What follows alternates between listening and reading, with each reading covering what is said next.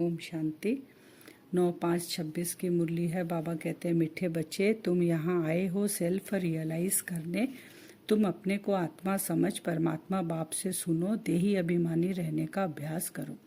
यहाँ हम क्यों आए हैं? सेल्फ रियलाइजेशन कि हम कौन है, और जो बाबा सुना रहे हैं उसको हमें सुनना है और देही अभिमानी रहने का अभ्यास करना है। प्रश्न है, कई बार बच्चों से कोई पूछते हैं कि तुमने आत्मा का साक्षात्कार किया है, तो तुम उन्हें कौन सा उत्तर दो? बाबा ने कहा, बोलो हाँ, हमने आत्मा का साक्षात्कार किया है। आत्मा ज्योति बिंदु है, आत्मा में ही अच्छे व बुरे संस्कार है। आत्मा की सारी नॉलेज अभी हमें मिली है। जब तक आत्मा का साक्षात्कार नहीं किया था तब तक देह अभिमानी थे।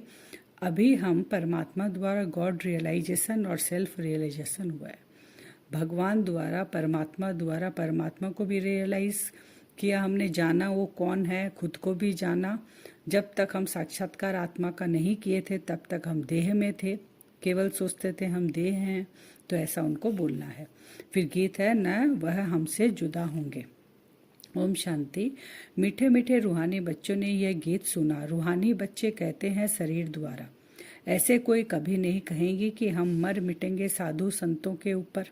आज तक किसी ने ऐसे कहा है कि हम साधु संतों के ऊपर मर मिटेंगे? बच्चे जानते हैं हमको उनके साथ जाना है। किसके साथ? शिव बाबा के साथ। यह शरीर छोड़ देना है, क्योंकि रियलाइजेशन हो गया ना हमें, हम आत्मा है, हमारा पिता परमात्मा है, तो उनके साथ जाएंगे। तो हम जाएंगे, यह शरीर छोड़ देना है, इसलिए कहते हैं यह शरीर छोड़ करके हम चले जाएंगे बाप के साथ, क्योंकि बाबा शरीर तो लेकर जाएगा नहीं। शरीर तो यहाँ मिला है, शरीर यहीं छोड़ना है हमें। बाप आए ही हैं साथ ले जाने। बाबा क्यों आए हैं? बाबा कहते हैं, मैं संगम पर आता ही हूँ सब आत्माओं को, मेरे सब बच्चों को अपने साथ ले जाने के लिए। लेकिन पहचानते कौन है उनको? कोटों में कोई, कोई में कोई। यह बहुत समझ की बात है। बच्चे बुलाते हैं, हम पतितों को आकर पावन बनाओ। फिर क्या करूं? यहाँ तो नहीं छोड़ जाएंगे, यह सारी दुनिया पतित है। इस पतित दुनिया से पावन दुनिया में ले जाने के लिए बाप आए हैं। बाबा कहते, मेरा काम क्या है? तुम पुकारे हो तो मैं अब तुमको ले जाने के लिए आया हूँ। महिमा करनी है एक बाप की।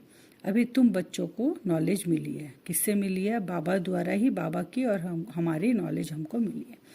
पहले पहले बताओ कि शिव भगवानुवाच। शिव बाबा कहते हैं कि मामेकम याद करो, उनको अपना शरीर है नहीं। ब्रह्मा विष्णु शंकर को भी अपना सूक्ष्म शरीर है, देखने में आता है। यह तो देखने में नहीं आता है। कौन? शिव बाबा। उनको कहा ही जाता है परमपिता परमात्मा। तुम भी कहेंगे हम आत्मा एक शरीर छोड़ दूसरा लेता हूँ। तुमने अपने आत्मा का साक्षात्कार किया। भक्ति मार्ग में साक्षात्कार के लिए 9 भक्ति करते हैं, परंतु भक्ति करने वालों ने कब साक्षात्कार नहीं किया? बाबा कहते हैं, जिन बच्चों को परिचय मिल गया वो विजुअलाइज करते हैं, साक्षात्कार करते हैं कि आत्मा ज्योतिर्बिंदु है। लेकिन भक्ति मार्ग में वो साक्षात्कार किसका करेंगे? जिसकी पूजा वो करते हैं उसका साक्षात्कार करते हैं। लेकिन आत्मा का साक्षात्कार उनको नहीं होता है। साक्षात्कार नहीं किया। भक्ति करने वालों ने कब साक्षात्कार नहीं किया? किसका? आत्मा का। वह क्या चीज़ है ये बिल्कुल नहीं जानते, सिर्फ कहते हैं वह निराकार है। बातचीत तो आत्मा करती है, संस्कार भी आत्मा में रहते हैं। वरना शिव बाबा अगर उनको निराकार रूप में साक्षात्कार कराएंगे तो ना वो उनको जानेंगे। तो वही बाबा कहते हैं उनको ये साक्षात्कार नहीं होता है, और हमको होता है क्योंकि हमने बाबा को पहचाना, खुद को पहचाना, तो हम समझ जाते हैं। तो बातचीत तो आत्मा करती है, संस्कार भी आत्मा में रहते हैं। आत्मा निकल जाती है तो न आत्मा न शरीर बात कर सकते हैं। ये प्रैक्टिकल में हम देखते हैं, आत्मा बिगड़ शरीर कुछ न कर सके। पहले तो आत्मा को पहचानना है और बाप द्वारा ही बाप को पहचान सकेंगे। बाबा ने कह दिया सबसे पहले आत्मा को पहचानना है, क्योंकि आत्मा बिगड़ शरीर पड़ा हुआ रहता है, वो कुछ नहीं कर सकता है। जिसको हम आत्मा को भूल गए, तो बाबा कहते हैं मेरे द्वारा ही मुझे भी पहचानोगे और तुम्हारी पहचान भी मैं दूंगा। आत्मा को परमपिता परमात्मा का साक्षात्कार कैसे हो सकता है जबकि अपने को ही नहीं जाने। जब खुद को ही नहीं जानेंगे, बाबा कहते हैं खुद को नहीं जानेंगे तो पहचानेंगे कैसे अगर साक्षात्कार भी हो जाएगा। फिर बाबा कहते हैं, भल कहते हैं चमकता है अजब सितारा, परंतु ये किसको पता नहीं कि आत्मा में 84 जन्मों का पाठ मुदा हुआ है, ये भी नहीं पता किसी को। तो बाबा कहते हैं अपने को आत्मा समझ, मुझ निराकार परमपिता परमात्मा से सुनो। अपने को आत्मा समझकर, आत्मा और परमात्मा जब मिले तब यह बातें हों। दुनिया को यह पता ही नहीं है कि परमपिता परमात्मा कब आएंगे। अगर निराकार है तो वो कब आएंगे और हम आत्मा उनसे बातें करेंगे। बाबा कहते हैं उनको कुछ नहीं पता है, कैसे आकर समझाएंगे ये भी नहीं पता। न जानने के कारण मतभेद में आ जाते हैं। उन सब का मदार है शास्त्रों पर। बाबा कहते हैं वो सब किसको मानते हैं? शास्त्रों को मानते हैं। लेकिन परमात्मा निराकार है, वो कब आएंगे और आत्मा परमात्मा एक दूसरे से बात कब करेगी ये उनको कुछ भी समझ नहीं है। बाप कहते हैं उनसे न तुम मुझे रियलाइज कर सकेंगे, किससे? शास्त्रों से। न अपने को रियलाइज कर सकेंगे। वह तो कह देते आत्मा सो परमात्मा। ऐसे कहने से क्या होता? अब वो कह दिए कि आत्मा और परमात्मा दोनों एक है, जो आत्मा है सो परमात्मा है। तो हमको पतित से पावन कौन बनाएंगे? बाबा कह रहे हैं अगर आत्मा सो परमात्मा है तो हम जो पतित बन गए हैं उसको पावन कौन बनाएगा? त्रिकालदर्शी कौन बनाएगा? कोई भी आत्मा और परमात्मा का ज्ञान तो दे नहीं सकते। इसलिए तुम कहते हो जो आत्माएं अपने बाप को नहीं जानती वह नास्तिक है। क्या कहते हैं? हम कहते हैं उनको कि तुमको त्रिकालदर्शी कौन बनाएगा, आदि मध्य अंत का कौन बताएगा, तुमको पावन कौन बनाएगा जो हम पुकार रहे हैं, और तुम अपने पिता को ही नहीं जानते तो तुम नास्तिक हो। हम उनको ऐसे कहते हैं। वो फिर हमें वापस कहते हैं कि कह देते हैं कि जो भक्ति नहीं करते वह नास्तिक है। अब तुम बच्चे भक्ति तो करते नहीं हो, तुम्हारे पास चित्र बहुत अच्छे हैं, चित्रों पर ही समझाया जाता है। कोई ने वर्ल्ड के नक्शे देखे ही नहीं होंगे तो उनको क्या पता लंदन कहाँ है। बाबा कहते हैं भक्ति करते हैं, मूर्ति की चित्र रख कर पूजा करते हैं। तो बाबा कहते तुमको वो नास्तिक कहते हैं, हम भक्ति करते ही नहीं हैं, लेकिन चित्र तो हमारे पास है क्योंकि सृष्टि के आदि मध्य अंत का उनको समझाना है। फिर बाबा एग्जाम्पल देते हैं, जैसे नक्शे में लंदन है, नक्शे में सारा दिखाया गया अलग अलग कंट्री। अगर किसी को पता ही नहीं है कि लंदन कहाँ है तो वो कैसे समझेगा? जब तक टीचर बैठ मैप पर समझाए इसलिए तुमने ये चित्र बनाए हैं, परंतु डिटेल में कोई समझ नहीं सकते। सूर्यवंशी ने ये राजधानी कहाँ से ली, फिर चंद्रवंशी ने कैसे ली? क्या सूर्यवंशी से लड़ाई की? जैसे यहाँ आप क्या देखते हैं, एक दूसरे कंट्री आपस में लड़ाई कर कर उसके ऊपर वो अपने अंडर में कर लेते हैं। तो वो सबके दिमाग में, मन बुद्धि में वही बैठा हुआ है। तो बाबा कह रहे क्या सूर्यवंशी जब चले गए तो चंद्रवंशी आपस में क्या लड़ाई की? चंद्रवंशी ने उनका राज्य लिया? ऐसा नहीं है। तुम समझते हो सबको वर्षा एक बाप से मिलता है। सूर्यवंशी चंद्रवंशी तो विश्व के मालिक है, दूसरा कोई धर्म ही नहीं होता, तो लड़ाई की बात ही नहीं। सतयुग में दूसरा कोई धर्म ही नहीं। अब तुम समझते हो हम विश्व के मालिक बनते, ऐसे नहीं कि सूर्यवंशी से चंद्रवंशी ने जीता हुआ युद्ध चली, नहीं, अलग अलग घराना होता है। जैसे सूर्यवंशी घराना खत्म हुआ फिर चंद्रवंशी घराना आया।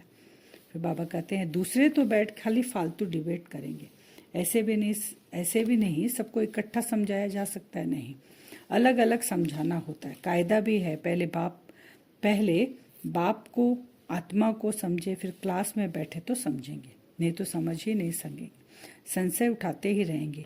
तुमको समझाना है भगवान एक ही है, वह ऊंचते ऊंच है, देवताओं को भी भगवान नहीं कह सकते। उनको क्या समझाना है? सबसे पहले अपने को समझाना है कि परमपिता परमात्मा जो है भगवान एक ही ऊंचे से ऊंचा है, देवताओं को भी भगवान नहीं कर सकते। आत्मा का भी ज्ञान अब तुमको मिला है, कर्म का फल आत्मा ही भोगती है, संस्कार आत्मा में ही रहते हैं, आत्मा सुनती है, ऑर्गन्स द्वारा भगवान बाप एक है, वर्षा उनसे मिलता है। उनको सब बताना है कि आत्मा ही सारा काम करती है, ऑर्गन से आत्मा ही सुनती है, आत्मा ही कर्मों का फल आत्मा में ही है सारे, और आत्मा ही वो लेकर जाती है, फिर उसे दूसरा जन्म मिलता है।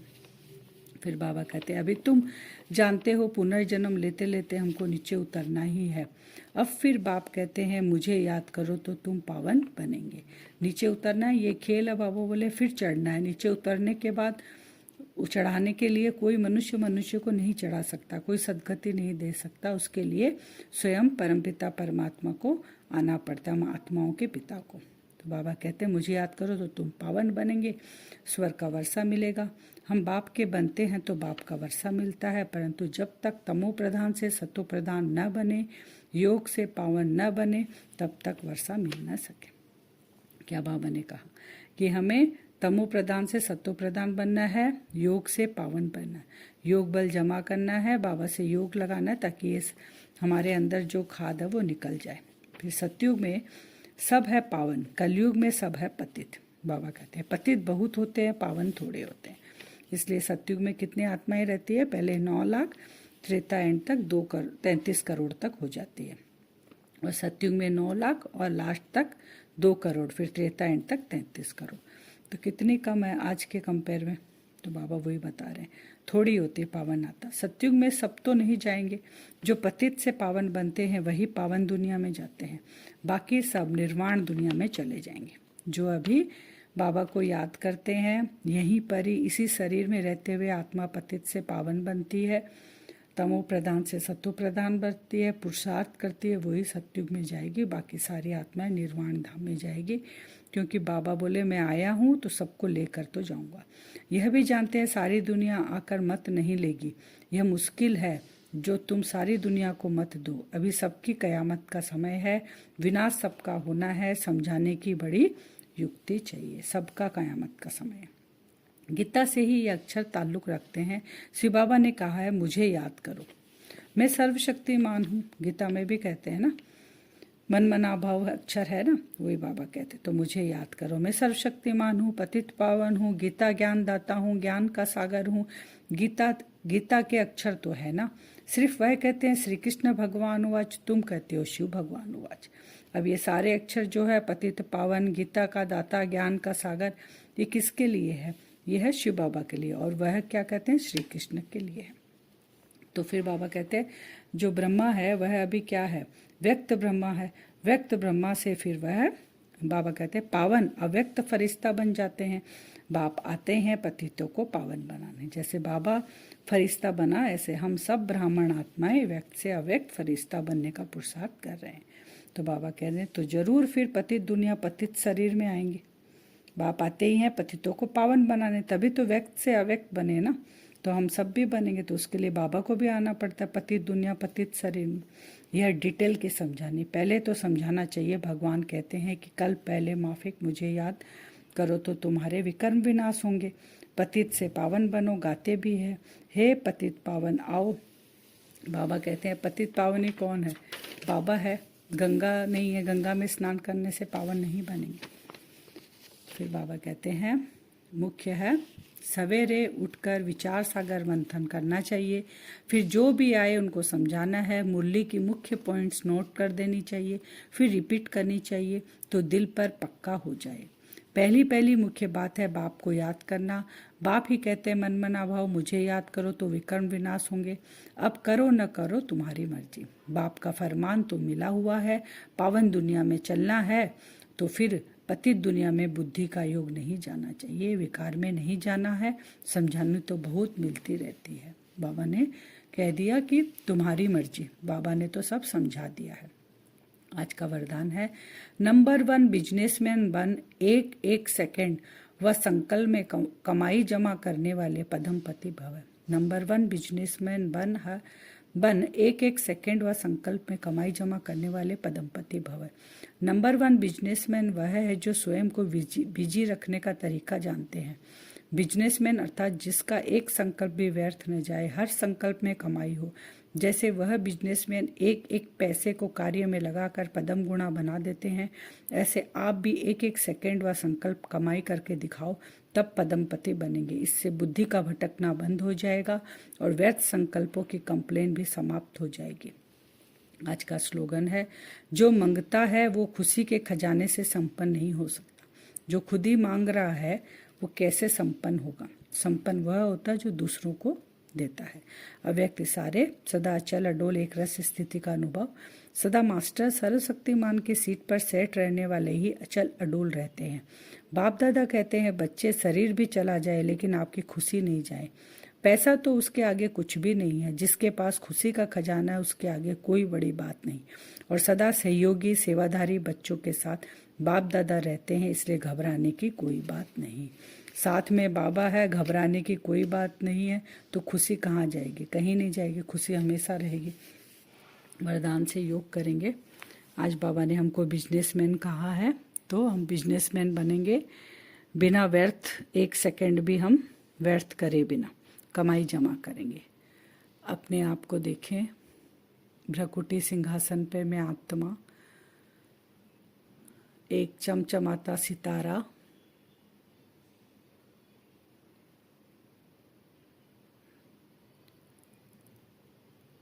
बाबा से पावरफुल लाइट निकलकर मुझ आत्मा के ऊपर पड़ रही है।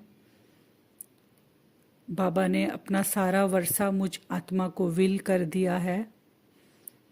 अब हम चेकिंग करेंगे मुझ आत्मा के अंदर क्या क्या बाबा से वो वर्षे के रूप में मुझे विल मिला है, वो हमें चेकिंग करनी है, क्योंकि हम पक्के बिजनेसमैन हैं, हम रूहानी बिजनेसमैन हैं। अपने इस बिजनेस से हम 21 जन्म का प्रारब्ध जमा करते हैं, तो हम कितने बड़े बिजनेसमैन हैं। और बाबा से हमें सारा वर्षा मिला है, उसकी चेकिंग करेंगे। मुझ आत्मा के अंदर बाबा के पास जो भी गुण हैं, शक्तियां हैं, खजाने हैं बाबा के पास, सब मुझ आत्मा के अंदर स्टोर रूम, एक जहाँ हम स्टोर रूम बनाते हैं ना, बिजनेसमैन क्या करते हैं, स्टॉक रखते हैं, स्पेयर रूम बनाते हैं, उसमें सामान रखते हैं। वैसे ही मुझ आत्मा के अंदर देखें स्टॉक रखा हुआ है। बाबा ने जो वर्षा दिया है, गुणों का, शक्तियों का, समय का, खुशियों का, सारे खजाने मुझ आत्मा के अंदर जमा रूप में हैं।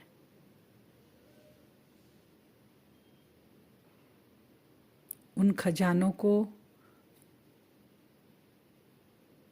बिजनेसमैन बनकर सारे खजानों को अपने अंदर महसूस करें कि मैं कितनी पावरफुल आत्मा हूँ। भगवान का सारा खजाना, सारा वर्षा मुझ आत्मा के अंदर है। मैं रूहानी बिजनेसमैन इन रूहानी शक्तियों, गुणों का धंधा करते हैं, व्यापार करते हैं। अपने सामने देखें, आत्माएं आ रही हैं। कोई दुख से पीड़ित है, कोई बहुत अशांत है,